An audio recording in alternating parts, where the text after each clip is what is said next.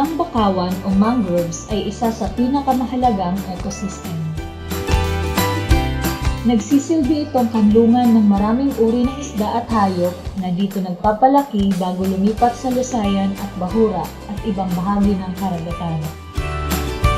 Ang bakawan ay pumipigil sa erosyon at siltasyon na pwedeng tumabon at pumatay sa ibang tirahan ng isda. Pumipigil din ito sa pagkalat sa dagat ng polusyon mula sa lupa. Ang BIFAR ay isa sa mga ahensya na nagpapatanim ng mga bakawan para makapagbigay tulong sa hanap buhay ng mga mangingisda at para sa pagpapatupad ng Philippine National Aquasilviculture Program.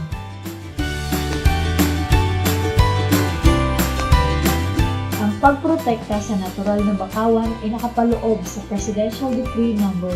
793 of 1976 at DNR Administrative Order No. 76 of 1987. Ang paglabag ay may mabigat na kaparusahan.